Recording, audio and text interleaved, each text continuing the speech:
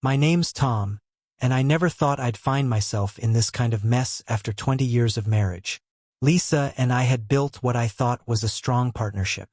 We met in college, got married in our mid-20s, and had 3 kids who are now 16, 14, and 10. Life wasn't perfect, but we made it work. Lisa worked at a bank and I ran a small landscaping business. Things were comfortable, routine even, but I never saw that as a bad thing. About 6 months ago, though, Lisa started changing.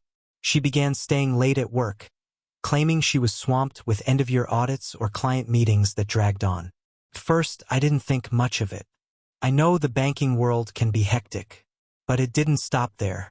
Weekends, which used to be our family time, suddenly became filled with vague errands or girl time with her younger sister Bella. She'd leave early and come back late, barely saying a word about where she'd been. It wasn't just her absence that worried me. Lisa became distant at home. She'd brush off conversations, seem annoyed when the kids asked for her help, and spend most evenings on her phone, laughing at messages she wouldn't share. Our once regular intimacy vanished entirely.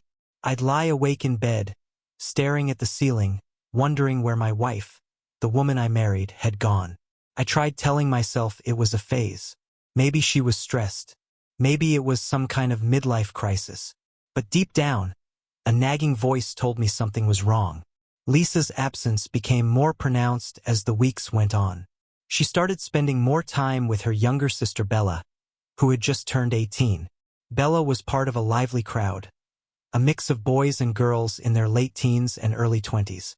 It wasn't uncommon for Lisa to mention grabbing a drink with Bella, but soon she was tagging along to their group hangouts. At first, it seemed innocent, even a bit amusing. I thought Lisa might be reliving her youth vicariously through Bella. But the novelty wore off quickly when I realized how much time she was dedicating to this new group. Weeknights turned into weekends, and weekends turned into days when she didn't come home at all. Lisa would waltz back in the next morning with a breezy excuse.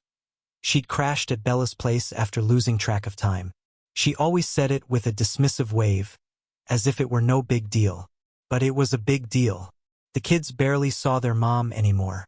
Our youngest, Claire, even asked me once if Mommy didn't like being home anymore. That broke something in me. It wasn't just her absences that hurt. She started dressing differently.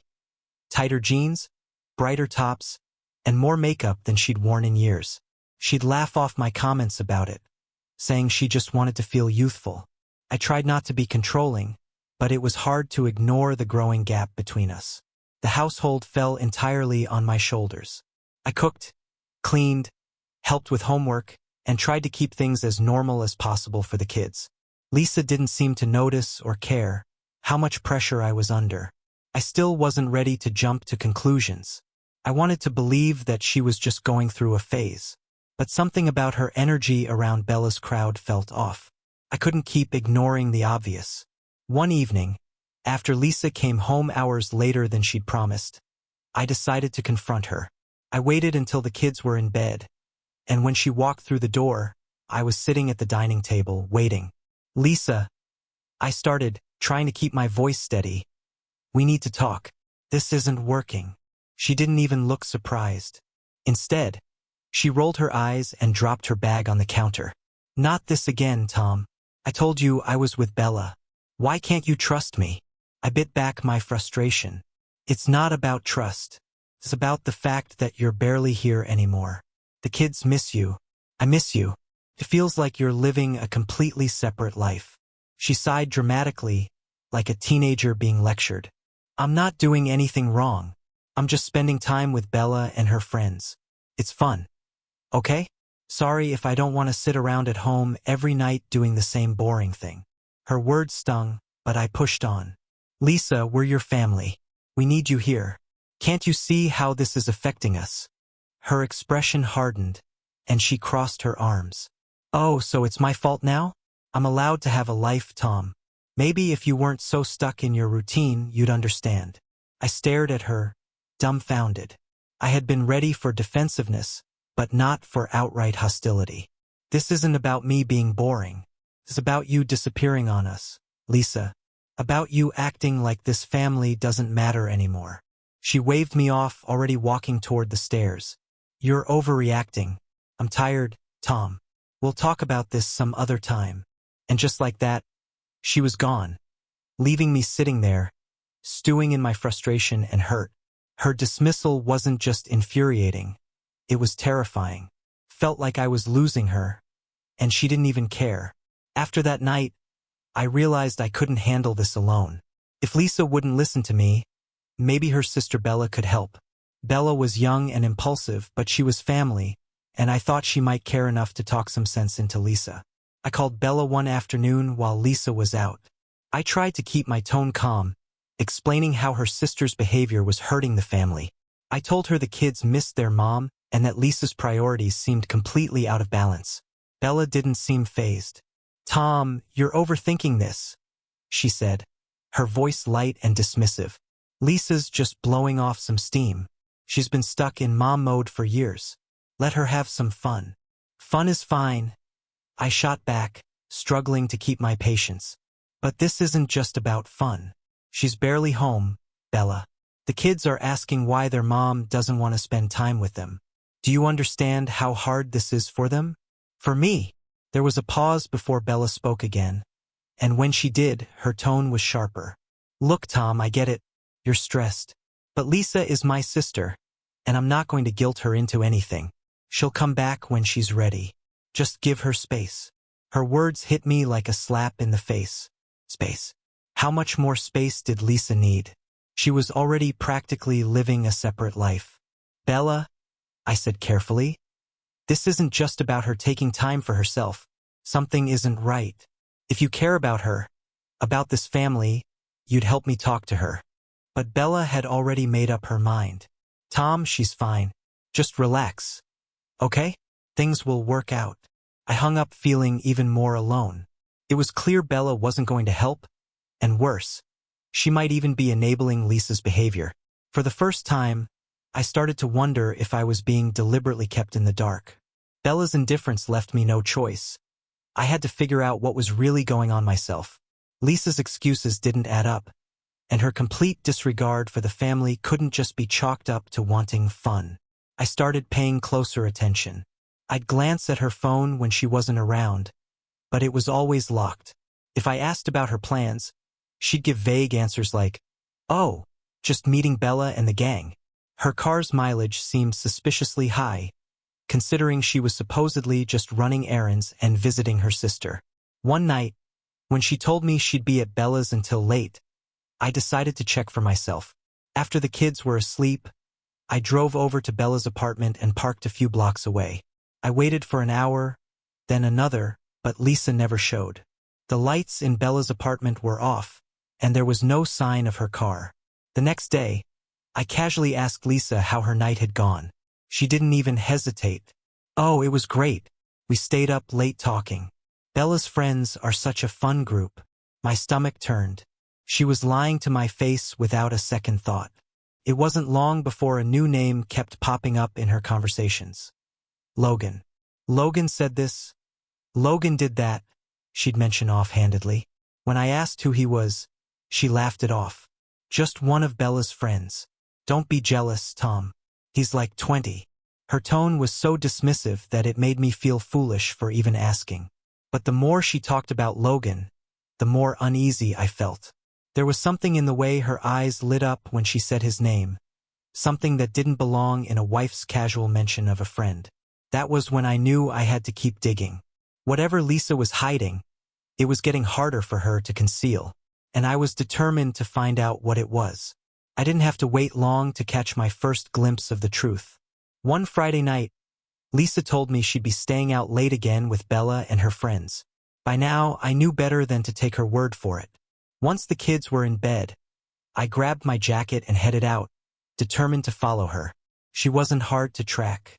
Her car was parked outside a house on the other side of town, one I didn't recognize. I stayed in my own car, watching from a distance as people in their late teens and early 20s filtered in and out of the house. I waited, heart pounding, unsure of what I might find. About an hour later, Lisa emerged with a tall, athletic-looking guy I assumed was Logan. They were laughing as they walked to the side of the house, disappearing around the corner. My stomach sank. I hesitated for a moment, then got out of the car and approached cautiously. I peeked around the corner just in time to see them entering a small side room attached to the house. The door clicked shut behind them. I stood there frozen, staring at the door. Minutes ticked by, each one feeling like an eternity. When they finally came out, Lisa's hair was tousled, and her cheeks were flushed. Logan was grinning, and Lisa had that same bright, carefree look on her face that she hadn't shown at home in months. I ducked back behind the corner, my pulse racing. I didn't need to see more. I knew exactly what had happened in that room. I drove home in a daze, torn between anger and heartbreak. I couldn't confront her yet. I needed more proof, something undeniable. But the image of her walking out of that room, laughing like a teenager, was seared into my mind. The next week, I couldn't shake the image of Lisa and Logan from my mind. I kept replaying it, trying to make sense of how the woman I had spent 20 years with could do this to me, to our family. I wasn't ready to confront her, though. Not yet. I needed absolute proof, something she couldn't deny or explain away. A few nights later, Lisa claimed she was heading out again. The same vague excuse about spending time with Bella and her friends. This time, I followed her more carefully, staying far enough behind that she wouldn't notice me. She drove to a quiet spot near the edge of town, pulling into a parking lot by a secluded park. Logan's car was already there. My chest tightened as I watched her get out and slide into the passenger seat of his vehicle. For a while, nothing happened. Then the windows began to fog up, and the car started rocking gently. I felt like my chest was going to explode. My hands gripped the steering wheel so tightly that my knuckles turned white. I wanted to storm over there, rip the door open, and drag her out. But I couldn't move. I sat frozen, the reality of her betrayal sinking in. When Lisa finally got out of Logan's car, she didn't look around or hesitate. She just walked back to her own car, smiling to herself as if nothing in the world could touch her. That was it, the last piece of the puzzle. Any lingering doubts I had were gone. Lisa wasn't just neglecting our family. She was cheating on me. The drive home felt like an eternity. My mind raced with questions and anger. How long had this been going on? What had I done to deserve this? But most of all, how was I going to protect my kids from the fallout of what was about to come? I knew one thing for certain. This wasn't something I could forgive. The next evening, as Lisa walked through the door, her hair slightly messy and her makeup smudged, I stood in the living room waiting for her. She didn't seem to notice the tension in the air. Her casual greeting, thrown over her shoulder as she slipped off her shoes, felt like a slap. My hands were clenched tightly at my sides as I stepped forward. The words I'd been rehearsing in my head all day erupted before I could stop them. Lisa turned to face me, her expression immediately hardening. She didn't even wait for me to finish before cutting me off with a dismissive wave of her hand. Her body language was defiant, arms crossing over her chest, eyes narrowing as if she was the one who had been wronged. She threw her head back in frustration, her voice sharp and biting, denying everything at first. But her tone faltered for a moment when I mentioned Logan's name. Her pause was brief, just enough for me to see her guilt flicker across her face before it disappeared behind a mask of anger. She scoffed and threw her hands in the air, pacing the length of the room. Each step she took felt like a jab, her posture dripping with indignation, as though I was the one out of line. Her voice rose as she lashed out, her words laced with venom. She gestured wildly at the house around her, emphasizing every accusation. Her movements became more exaggerated, her bitterness spilling over in a way I had never seen before.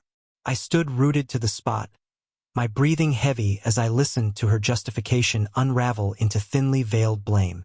She had no shame, no regret, only a smug satisfaction that she had beaten me to the punch. When I finally managed to respond, my voice was low and trembling, filled with a fury I could barely contain. Lisa didn't flinch. She tilted her head, one eyebrow raised as though I were beneath her notice. When I accused her of betraying the family, she rolled her eyes so dramatically that I thought she might walk away entirely. But instead, She spun on her heel and marched toward the stairs, her shoulders stiff with indignation. The sound of the bedroom door slamming reverberated through the house like the echo of her final dismissal. I sank into the couch, my hands still trembling. Her indifference left no room for reconciliation. In her mind, the blame belonged entirely to me. The person I thought I knew was gone, replaced by someone who cared more about justifying her selfishness than the life we had built together. That night, the weight of everything crashed down on me. I sat in the darkened living room long after Lisa had slammed the door, staring at the shadows stretching across the walls. The silence in the house was deafening, broken only by the occasional creak of the floorboards above as Lisa moved around. My mind replayed every detail of the confrontation. The defiance in her eyes, the venom in her voice, the way she dismissed me as if I was nothing more than an obstacle in her new life. The realization of what she had done hit me in waves, each one more crushing than the last. I thought of our children asleep upstairs, blissfully unaware of how their world was falling apart. Claire's sweet, innocent questions about why Mommy wasn't around haunted me. The thought of telling them the truth, of explaining why their mother wasn't coming back, made my chest tighten. Anger surged within me, hot and uncontrollable. My fists clenched as I thought of Logan, this boy who had wormed his way into my wife's life, into my family's life.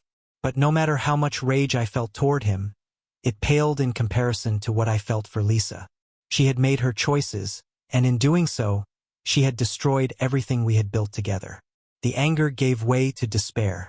I felt hollow, like something inside me had broken and couldn't be put back together. I wanted to scream, to cry, to lash out at someone, anyone, but all I could do was sit there, paralyzed by the enormity of it all. When I finally dragged myself to bed, the sight of Lisa's empty side of the mattress felt like another slap. She had locked the bedroom door, and I didn't bother trying to go in. Instead, I lay down in the guest room, staring at the ceiling until the first rays of dawn seeped through the blinds. The exhaustion didn't numb the pain. If anything, the morning light only sharpened it.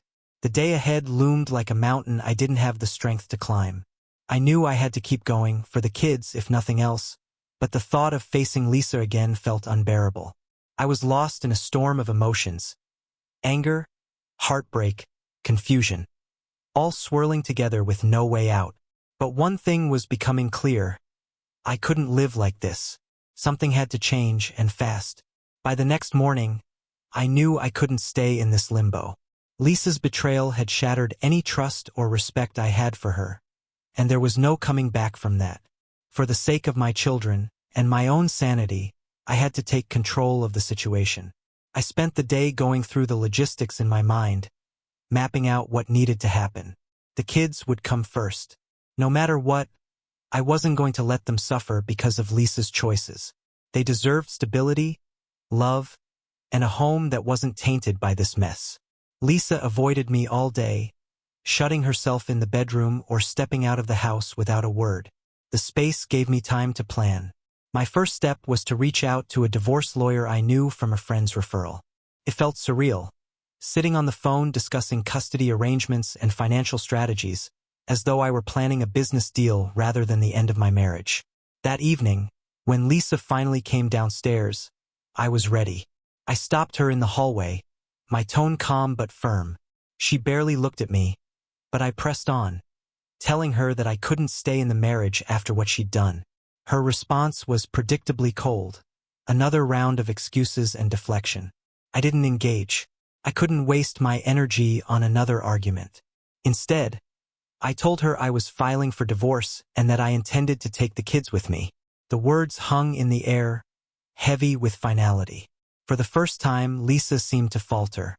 She looked at me, her expression shifting from anger to something that almost resembled fear.